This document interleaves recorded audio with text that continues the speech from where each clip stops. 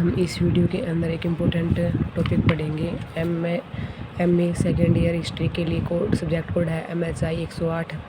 हमने 4 क्वेश्चन इसके कर लिए हैं और 5वां क्वेश्चन हमारा है सेकेंड ईयर के अंदर जो एग्ज़ाम होंगे ना 2026 के अंदर जून के अंदर इग्नू जो यूनिवर्सिटी है उसकी तरफ से जो एग्ज़ाम होंगे उनके लिए हमें 5 क्वेश्चन तो ऐसे उंगलियों के ऊपर रट के जाने हैं जिससे कि रटना यानी एक प्रकार से समझ के जाने हैं, उसके बारे में हम लिख सकें। क्योंकि एक क्वेश्चन 16 मार्क्स का आएगा, 16 मार्क्स का ही आता है, याद भी नहीं है मेरे तो। पिछली बार मैंने भी दिए थे एग्ज़ाम जिसके अंदर कि मेरे भी मार्क्स भी बहुत ही अच्छे रहे। मैंने क्या किया था, बस एग्ज़ाम से पहले 5 क्वेश्चन ही मैं 5 क्वेश्चन और उसके जो यानी MHI 108 है यानी सब्जेक्ट कोड है उसके अंदर क्या क्या यानी उसके अंदर टॉपिक क्या है। तो इस जो MHI 108 सब्जेक्ट कोड है इसके अंदर मेन टॉपिक है पर्यावरण को लेकर के, उसके इतिहास के बारे में। हम एक इम्पोर्टेंट अपना क्वेश्चन है प्राकृतिक संसाधनों के अनियंत्रित दोहन से आजीविका पर क्या प्रभाव पड़ा, नुकसान। यानी क्वेश्चन क्या है, सबसे पहले तो हमको क्वेश्चन समझना है। क्वेश्चन क्या है, जो प्राकृतिक संसाधन है उनका जो अनियंत्रित यानी हद से ज़्यादा उनका दोहन से जो अपनी आजीविका होती है उसके ऊपर क्या नुकसान पड़ा। तो हमको ऐसे ही लिखना है, एक ऐतिहासिक परिप्रेक्ष्य। हमें कैसे लिखना है, एक उसके ऊपर क्या है, हमें ऐतिहासिक परिप्रेक्ष्य लिखना है। हमें क्या लिखना है, उसको क्वेश्चन के अंदर हम ऐसे अंडरलाइन करके आएंगे जिससे कि पूरे मार्क्स मिल जाएंगे हमको। देखो क्या है, प्राकृतिक संसाधन है वो प्राकृतिक संसाधन क्या है, मानव सभ्यता के विकास की रीढ़ रहे हैं। जो प्रकृति ने हमें जो संसाधन दिए हैं वो हमारे लिए क्या है, एक सौगात से बढ़कर और क्या है, इससे बढ़कर कुछ नहीं हो सकता। प्रकृति सबसे ऊपर है। प्रकृति संसाधन मानव सभ्यता के विकास की रीढ़ है। हाँ, हमें पता है रीढ़ है। क्या है, जल, जंगल, जमीन, खनिज और जैव विविधता जैसे संसाधनों पर परंपरागत रूप से स्थानीय समुदायों की निर्भरता रही है। क्या है, ये जमीन, खनिज, जैव विविधता जैसे इन पर क्या है, स्थानीय समुदाय रहते थे, विशेषतः भारतीय उपमहाद्वीप के अंदर। किंतु जब इन संसाधनों का दोहन बिना संतुलन और नियमन के होता तो यह न केवल पर्यावरण को हानि पहुंचाता बल्कि उन समुदायों की आजीविका पर भी गहरा प्रभाव डालता है जो इन संसाधनों पर जीविकोपार्जन यानी अपनी जीविका को चलाते हैं, उसके लिए क्या निर्भर होते हैं। देखो इसके बारे में पॉइंटों में ऐसे लिखना है। जो औपनिवेशिक दोहन है यानी जो हमको उपनिवेश बनाया एक प्रकार से। ब्रिटिश शासन के बारे में इम्पोर्टेंट देखो, ब्रिटिश शासन दोहन यानी और उनका आदिवासी समुदाय की आजीविका, आदिवासी समुदाय की क्या आजीविका थी और औपनिवेशिक शासन ने कैसे हमारे संसाधनों का दोहन किया, कैसे उनको क्या है नुकसान पहुंचाया। भारत में ब्रिटिश औपनिवेशिक शासन के दौरान क्या है, प्राकृतिक संसाधनों का बड़े पैमाने पर दोहन हुआ। कैसे, जैसे जंगलों का रेलवे के लिए लकड़ी, व्यापारिक उपयोग और कृषि विस्तार के लिए साफ किया गया। क्या है, अंग्रेज़ों ने क्या किया, रेलवे बिछाने के लिए वनों से बहुत सारी लकड़ियों का क्या इस्तेमाल किया। इससे पहले जंगलों पर पहले तो क्या था, शुरुआत के अंदर जो अंग्रेज़ों ने जो अपनी रेल लाइन बिछाई उसके अंदर लोहे का प्रयोग तो किया ही किया, लेकिन लकड़ी का भी बहुत ज़्यादा इस्तेमाल किया। लेकिन वर्तमान समय में अब आधुनिक जीवन के बारे में तो हम तो अब तो लकड़ी का जैसा प्रयोग नहीं करते, क्योंकि लोह जैसी धातुएँ बहुत ज़्यादा मिल चुकी है हमें। तो लोह हो गया अपने इंडिया के अंदर, उड़ीसा जैसे झारखंड है उनके अंदर बहुत ज़्यादा खनिज है, कोयला हो गया। देखो फिर क्या है, लकड़ी, व्यापारिक उपयोग और कृषि विस्तार के लिए साफ किया गया। इससे पहले जंगलों पर स्थानीय आदिवासी और वनवासी समुदाय का प्रारंभिक जीवन और नियंत्रण था। क्या है, इससे पहले क्या था, वनों के ऊपर तो स्थानीय जो आदिवासी रहते थे उनका क्या था, प्रभाव था एक प्रकार से, जिससे वे अपनी आजीविका जैसे शहद, लकड़ी, फल, वो अपनी आजीविका कैसे चलाते थे, वनों में रह करके। कोई शहद ले आया, कोई लकड़ी ले आया, कोई फल ले आया, औषधि ले आया, पौधों का संग्रहण करते थे। किंतु जब ब्रिटिश शासन ने भारतीय वन अधिनियम लागू किया तब स्थानीय समुदाय को जंगलों से बेदखल कर दिया गया, उन्हें निकाल दिया गया एक प्रकार से।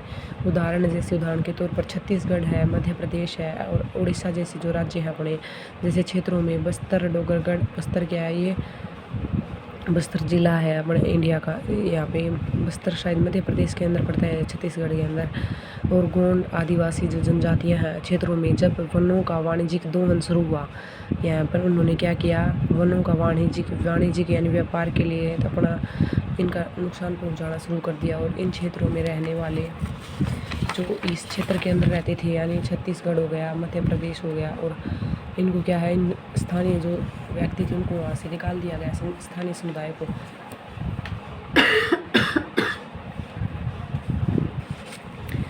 अपनी जो प्रारंभिक आजीविका से वंचित हो गए, यानी ये समुदाय को वहाँ से क्या निकाल दिया गया। इससे अनेक उनके जीवन में क्या असुरक्षा, विस्थापन और गरीबी आई।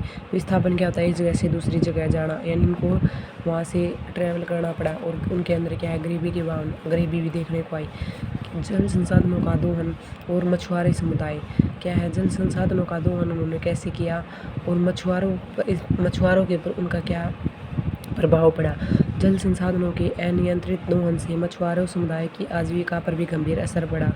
बड़े बांधों का निर्माण जो क्या है, जो हम अपनी सहूलियत के अनुसार बांधों का निर्माण तो करते हैं। इससे क्या होता है कि वहाँ पर जो मछुआरे होते हैं वो अपनी मछलियाँ पकड़ नहीं पाते, क्योंकि वहाँ पर बांध बन जाता है, वहाँ पर जा नहीं सकते। और क्या है, बांध से पहले वो अपना काम धंधा वहाँ पर चला सकते थे, जिससे उनका जीवन बहुत प्रभावित होता है। औद्योगिक अपशिष्टों का नदियों में प्रवाह, जो ये उद्योग होते हैं उनका अपशिष्ट हमें देखा, अब वर्तमान के अंदर भी हम देख रहे हैं कितनी जो फैक्ट्रियाँ लगी हुई, उनका पूरा कूड़ा कचरा कितना नदियों को कितना गंदा कर रहा है में प्रवाह। और जल के स्रोतों का वाणिज्यिकरण पारंपरिक मछुआरे समुदाय को विस्थापित कर चुका है। ये क्या है, जल संसाधनों का दोहन भी क्या है, ये मछुआरों के ऊपर क्या है, एक प्रकार से मुसीबत खड़ा कर रहा है एक प्रकार से। यानी कि कहते हैं ना कि एक भला करे तो बहुत सारे दुख पे खड़े हो जाते हैं। उदाहरण देखो, नर्मदा घाटी में बनाए गए बड़े बांधों जैसे सरदार सरोवर बांध से लाखों लोग प्रभावित हुए। जो सरदार सरोवर बांध बनाया गया है ना, उनसे वहाँ से लाखों लोगों को वहाँ से निकाल दिया गया। यानी वहाँ पर जो व्यक्ति रह रहे थे उनको विस्थापित होना पड़ा एक जगह से दूसरी जगह। इसमें आदिवासी, किसान और मछुआरे समूह थे। और मछली पकड़ने की परंपरागत व्यवस्था पर आधारित समुदाय की जीविका प्रभावित हुई, क्योंकि नदियों का बहाव और पारिस्थितिक संतुलन बदल गया।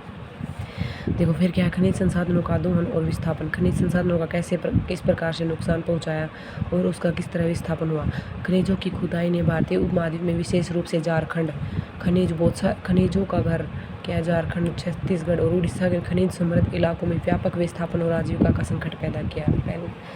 क्या खनिजों, यानी कि एक तो लाभ हुआ कि हमें अपने इंडिया के अंदर बहुत सारे खनिज हैं, लेकिन ऊपर से एक संकट पैदा कैसा हो गया कि वहाँ की जो भी जनता बसी हुई है उनको वहाँ से ट्रैवल करना पड़ेगा, यानी दूसरी जगह विस्थापित सेट होना पड़ेगा एक प्रकार से। जब इन क्षेत्रों को में कोयला, बॉक्साइट, लोहा जैसे खनिजों की खुदाई शुरू हुई तो बड़े उद्योगों ने इन क्षेत्रों की भूमि अधिग्रहित कर ली।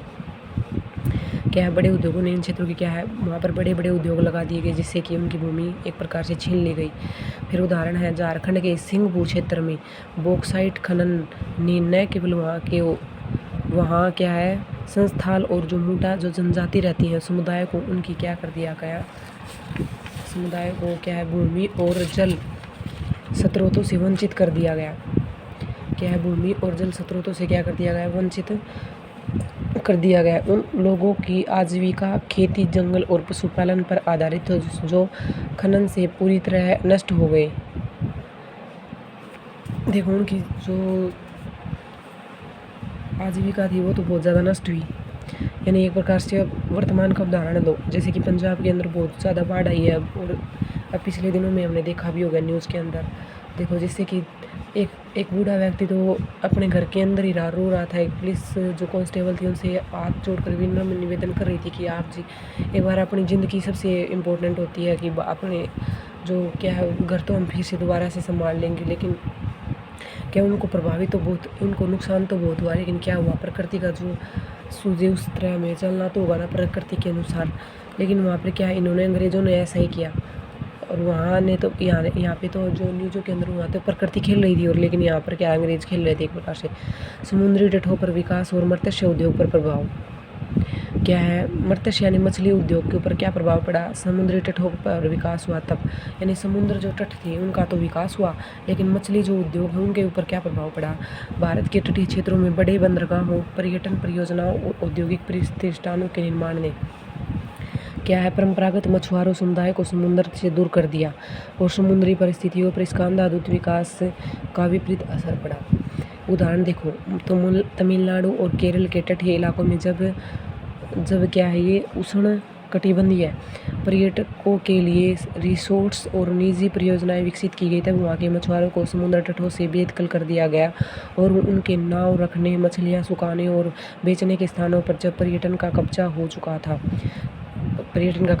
है। वनों का व्यवसायीकरण और वनों का व्यवसाय एक व्यवसाय के अंदर बदल देना और गैर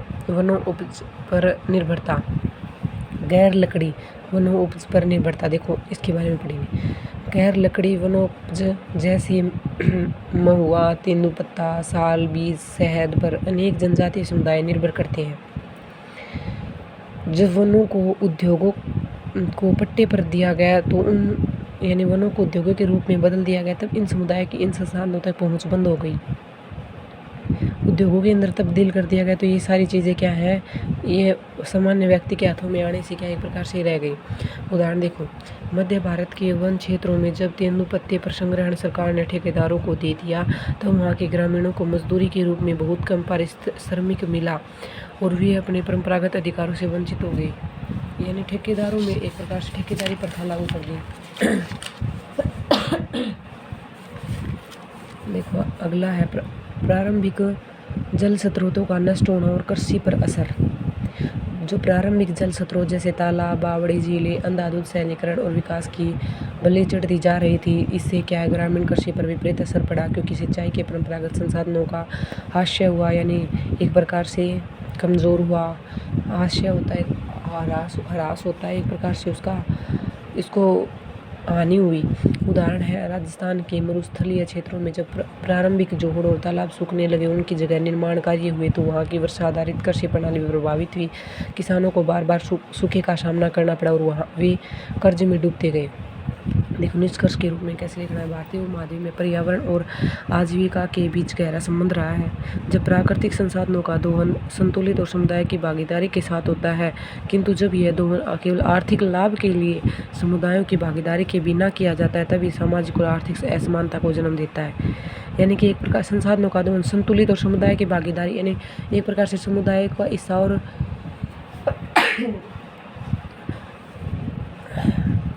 देखो कहाँ पे आए हुए थे, तब यह सामाजिक और आर्थिक असमानता को जन्म देता है।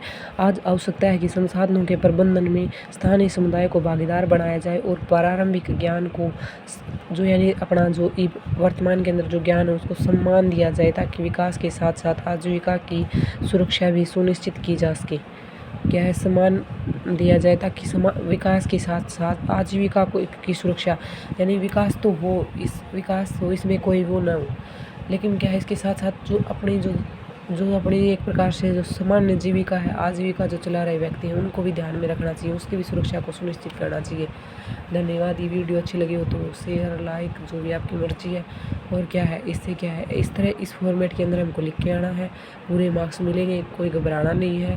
5 क्वेश्चन एक सब्जेक्ट की पूरी डिटेल्स के अंदर पढ़ के जाना है। इनके 10 क्वेश्चन आएंगे, उनमें से 5 क्वेश्चन ये जरूर फंस जाएंगे।